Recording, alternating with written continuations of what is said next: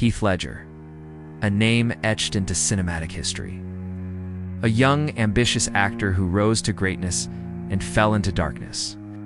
His portrayal of the Joker was unforgettable, raw, chilling, unmatched. And just months before the film premiered, he was gone, officially an accidental overdose. But many believe there's more, a deeper story. Psychological descent triggered by a role too heavy to carry. He had everything: fame, talent, and a rising star that wouldn't dim. This is the story of Heath Ledger's final days and the mystery he left behind.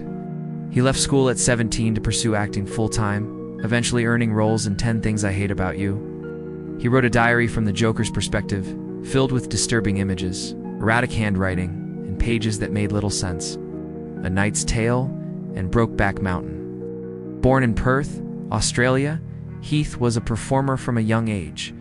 Critics praised his depth and emotional honesty. He was nominated for an Oscar until he met a role that would consume him. When Christopher Nolan cast Heath as the Joker in The Dark Knight, many questioned the choice.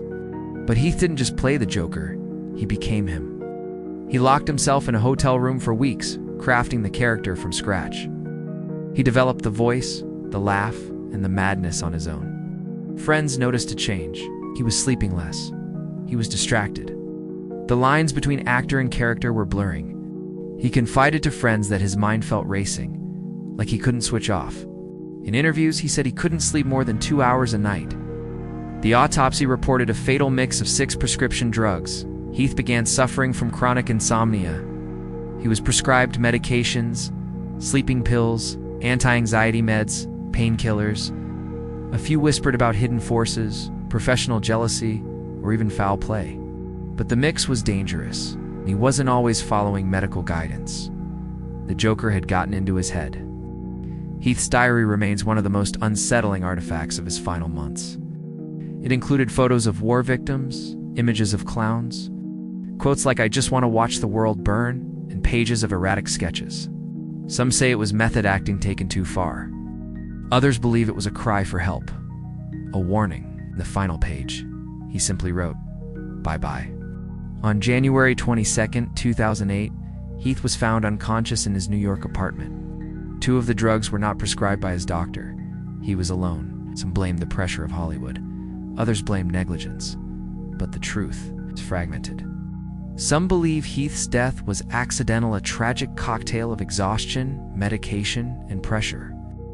Others say he was a victim of his own genius, lost in the persona he created. And still, some insist the Joker took more than just his time and talent, it took his soul. Heath Ledger left behind more than a legendary performance. He left a mystery. About the cost of greatness. About the danger of diving too deep. What really happened in those final days. It's totally up to you to figure that one out, my friend. Subscribe for more real-life mysteries, dark truths, and the untold stories of icons lost too soon.